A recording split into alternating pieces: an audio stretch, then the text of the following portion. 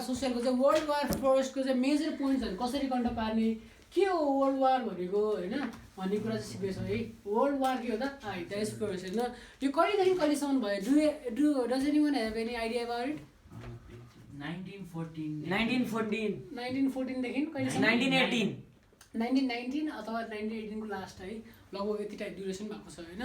So यो ड्युरेसनमा चाहिँ world war भयो होइन। वर्ल्ड वार हुनको लागि चाहिँ मेजर कन्ट्रीहरूले चाहिँ सँगै एउटा ग्रुपिजम गराएको छ क्या।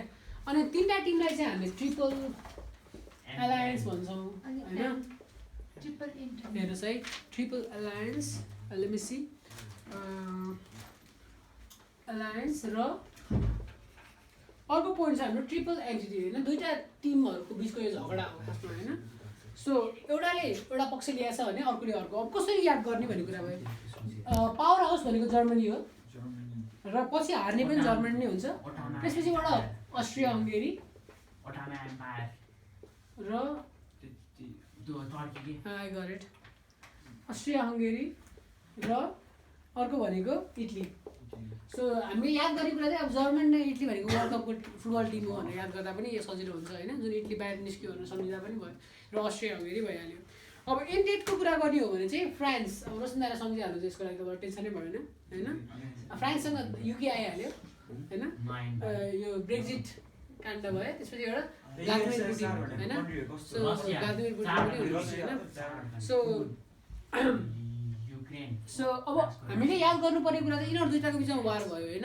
यो वार हुनुको कारण चाहिँ के हो त होइन। कारण चाहिँ के हो भन्ने कुरा चाहिँ हामीलाई जान्न एकदमै जरुरी हुन्छ। अब कसरी कन्ट पार्ने भन्ने कुरा चाहिँ म तपाईँहरूलाई सिकाउँछु है।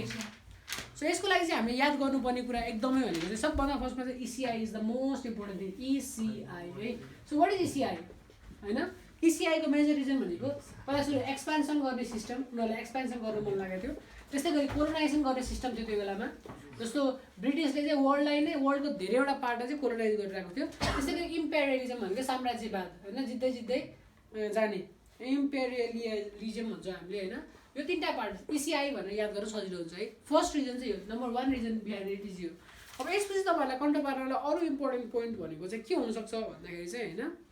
सो अब तपाईँहरूले अरू सजिलो भनेको आर एन्ड सी। आरमा तपाईँको आउँछ रोल अफ न्युज पेपर है। न्युज पेपर यसको पनि एकदम ठुलो रोल छ। त्यस्तै गरी क्यारेक्टर यो जर्मनको के भन्छ क्यारेक्टर अफ विलियम II होइन। उसको त्यो रिजनले उसको आफ्नो एउटा घमण्डीपनले गर्दाखेरि पनि वार भएको भन्छौँ हामीले। त्यस्तै गरी जी भनेको ग्रुपिजम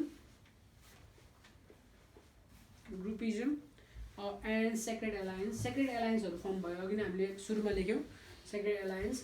त्यस्तै गरी अर्को पोइन्ट भनेको हाम्रो 5 मा आएर के हुन्छ त भन्दाखेरि एक्सट्रिम नेसनलिजम आफ्नो देशप्रति चाहिँ एकदमै वफादार हुने एकदमै होइन। म देशको लागि चाहिँ मर्दिन्छु भनेर चाहिँ मान्छेहरूको चाहिँ एकदम एक्सट्रिम नेसनलिजमको भावना आउनु होइन। त्यो पनि एउटा प्रमुख कारणमा पर्छ। त्यस्तै गरी अर्को हुन्छ मिलिट्रीको चाहिँ डेभलपमेन्ट छ। मिलिटरिजम एन्ड आर्मामेन्ट्स है। आर्मामेन्ट्स त्यसपछिबाट अर्को इम्पोर्टेन्ट फ्याक्टर भनेको चाहिँ अब हामीले यसपछि याद गर्नै पर्ने कुरा है। सो त्यो भनेको चाहिँ अब हामीले पेन्सिलमा देख्छौँ एसबी लेखेको थाहा छ तपाईँहरूलाई होइन। सो एस इज लाइक होस्टालिटी होइन। सो होस्टालिटी केमा त भन्दाखेरि चाहिँ होस्टालिटी बिट्विन स्पेसली फ्रान्स र जर्मनीको बिचमा है। बिट्विन के हो त अनि एफआर लेखेँ है र के हो त डचल्यान्ड डिटी। अब फ्रान्स एन्ड के त डिटी भनेको डचल्यान्ड है जर्मनी। जिआर लेखिदिन्छु तपाईँलाई बुझ्नु सजिलो हुन्छ फ्रान्स एन्ड जर्मनी। त्यस्तै गरी बी भनेको चाहिँ बाल्कन क्राइसिस है। थाहा छ है तपाईँलाई सुनिराख्नु भएको टर्म हो चाहिँ बाल्कन क्राइसिस। र अर्को लास्टमा आउँछ के त भन्दाखेरि चाहिँ बोस्निया र हर्जगोभिनाको जुन त्यो के भन्छ ल्यान्डको बारेमा चाहिँ उनीहरूको विवाद भइरहेको थियो। त्यो पनि अर्को एउटा प्रमुख कारण हो है।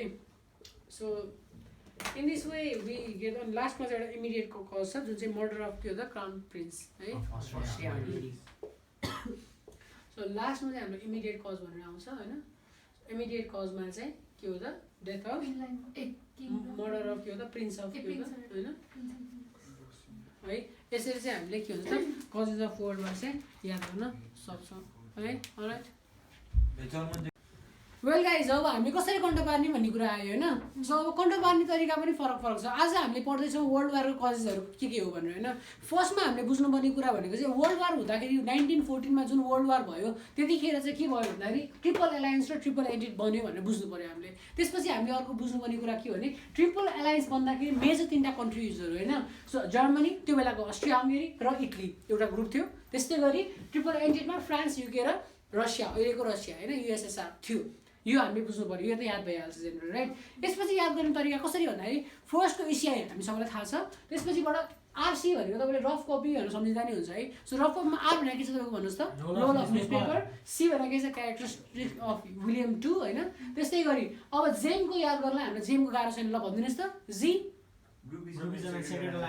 राइट देन ईको पालो को हुनु त यी भन्नुहोस् के थियो एक्सट्रिम नेसनलिजम त्यसपछिबाट एम वाज लाइक के हो त मिलिटरिजम एन्ड आर्मामेन्ट्स त्यस्तै गरी अब हामीले याद गर्नुपर्ने कुरा भनेको चाहिँ के हो त हामीले किन पेन्सिलमा हामीले यो कुरा भनेर सम्झाएको थियो होइन एसबी भनेर है so SB was like H भनेको के थियो ब्रिया बहिनी हस्टिलिटी बिट्विन फ्रान्स एन्ड जर्मनी त्यस्तै गरी यो हामीले प्रायः सुनिरहेको टर्म हो बाल्कन क्राइसिस भनेर अनि अल्टिमेटली हाम्रो लास्ट बी आउँछ बोस्निया एन्ड हर्जगोभिना र फाइनली आशिष भाइ इमिडिएट कजमा चाहिँ के थियो त क्राउन प्रिन्स अफ के त अस्ट्रिया हङ्गेरी होइन सो आर्किटेक्ट ड्युक फर्डिनान्ड भन्नेलाई चाहिँ के गरेको थियो उसको चाहिँ मर्डर भएको थियो राइट सो यसरी हामीले चाहिँ यहाँनिर के भन्छ किवर्ड्सहरू मैले कसरी भनेको थिएँ किवर्ड्स हुँदाखेरि एउटा चाहिँ इसिआई याद भयो त्यो एउटा टर्म थियो खासमा त्यसपछिबाट चाहिँ RC you go for gem and that will like तपाईँले सम्झिनु पऱ्यो अब पेन्सिल एसबीको पेन्सिल अरू त तपाईँको गाह्रो कुरा होइन होइन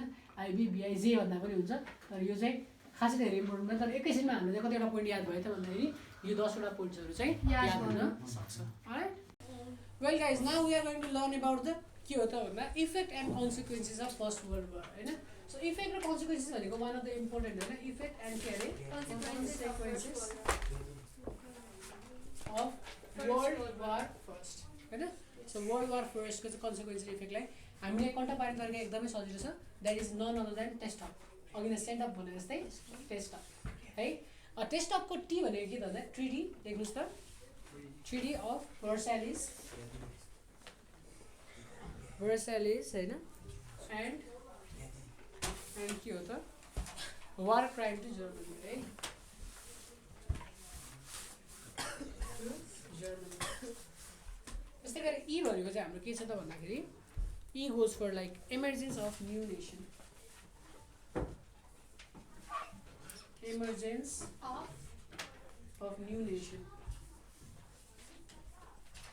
त्यस्तै गरी हामीले एस न सोसियल चेन्जेस र त्यस्तै गरी अर्को टेस्टमा चाहिँ अर्को टेस्टको टीमा चाहिँ the end of absolute monarch है त द इन्ड अफ के हो एब्सोल्युट मोनार्क अनि के हो त एन्ड राइज अफ रिपब्लिक है एन्ड राइज अफ रिपब्लिक अब यति लेखिसक्दाखेरि चाहिँ हामीले 4वटा मेजर कुरा चाहिँ थाहा भइसक्यो हामीलाई होइन अब युपी अप भनेको चाहिँ एउटा चाहिँ unprecedented loss of life and property unprecedented loss of life and property र अर्को याद गर्नुपर्ने कुरा पी भनेको चाहिँ हाम्रो के त भन्दाखेरि चाहिँ